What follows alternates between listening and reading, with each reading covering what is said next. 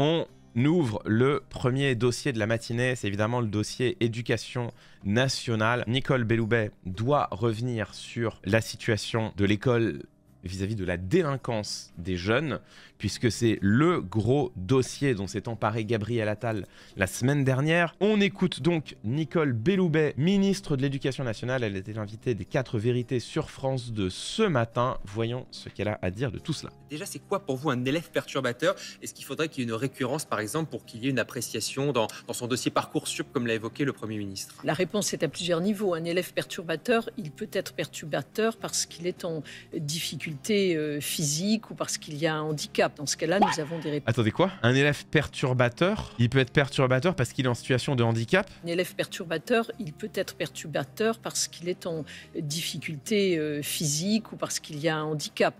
Parce qu'il est en difficulté physique ou qu'il a un handicap? Mais quoi? Donc là, on est passé à la stigmatisation des élèves en situation de handicap. Un élève perturbateur, il peut être perturbateur parce qu'il est en difficulté physique. Enfin, je vois pas d'autre explication que un élève en fauteuil roulant, il est perturbateur. Les élèves qui luttent contre des difficultés personnelles, les élèves qui luttent contre des handicaps, ils sont tout de même considérés comme perturbateurs. Mais en même temps, je ne sais même pas pourquoi on est surpris. Ils veulent une classe qui se tient sage. En fait, tu vois quand même l'idéologie politique qu'il y a derrière qui est dingue. Tous les élèves qui dérogent du « j'écoute, silencieux, j'applique les consignes, je me tais, je ne conteste pas, je me tiens sage », tout ce qui déroge de cette norme-là ou de ce qu'ils identifient comme cette norme-là, sont considérés comme perturbateurs. Elle le dit, eux, il faut les aider, mais ils sont quand même jugés comme perturbateurs, c'est-à-dire que les élèves qui sont en pleine lutte contre des difficultés auxquelles ils ne peuvent rien, sont malgré tout considérés comme perturbant l'équilibre de la classe. On est dans la stigmatisation par la ministre de l'Éducation nationale à l'échelle gouvernementale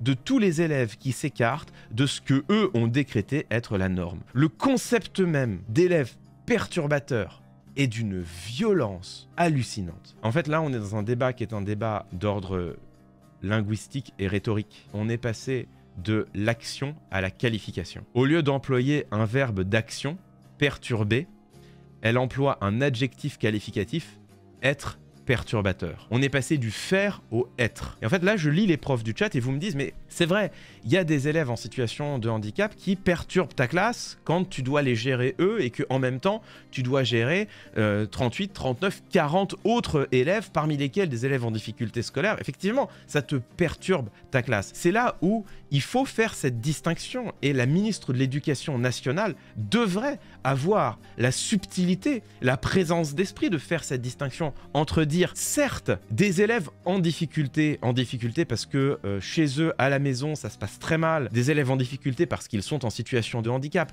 des élèves en difficulté, ça te perturbe ta classe parce que ta classe, elle est déjà surchargée et que, en tant qu'enseignant, tu n'as pas le temps de t'occuper spécifiquement d'eux. Ça, tu peux le dire, tu peux l'entendre, mais en fait, dire ces élèves-là perturbent ta classe, sur quoi tu attires l'attention? Tu attires l'attention précisément sur tout le contexte qu'il y a autour. C'est-à-dire que peut-être que si la classe n'était pas une classe de 40 élèves mais de 25, il perturberait peut-être un peu moins ta classe. Peut-être que si on avait suffisamment d'assistants d'éducation, il perturberait un peu moins ta classe. Peut-être que si on avait suffisamment d'accompagnement psychologique au sein des établissements, peut-être que là aussi, les élèves perturberaient un peu moins ta classe. Donc dire ces élèves perturbent ou peuvent perturber les classes, on peut l'entendre et c'est une réalité que les enseignants du chat pointent, mais dire ils sont perturbateurs, là on passe de l'action à la qualification et là ça essentialise, ça jette potentiellement la stigmatisation sur des élèves qui avant toute autre chose sont en situation de difficulté. Ce dont ils ont besoin, c'est de l'aide et du soutien, mais si on dit qu'ils sont perturbateur, alors c'est déjà une manière de stigmatiser ces élèves-là. Et dire ça dans la bouche de la ministre de l'Éducation nationale, c'est excessivement choquant. Est-ce qu'on imagine la violence symbolique que c'est pour un gamin de 13, 14, 15, 16 ans de recevoir ce mot-là, cet adjectif qualificatif-là, lui être accolé alors qu'il a rien demandé? Tu imagines le parent d'élève d'un gamin en situation de handicap, parent qui entend comme ça de bon matin: désolé, votre fils ou votre fille est perturbateur. Je trouve que là, il y a une violence dans les mots qui est insoutenable, quoi. Notez que, au terme de toute cette longue séquence, on sait quels sont les élèves qui étaient stigmatisés par les déclarations de la ministre de l'Éducation nationale, mais on ne sait toujours pas exactement qui sont les fameux élèves perturbateurs qui seront concernés par la mention dans leur dossier scolaire. On ne sait toujours pas quels sont les actes, quelles sont les infractions,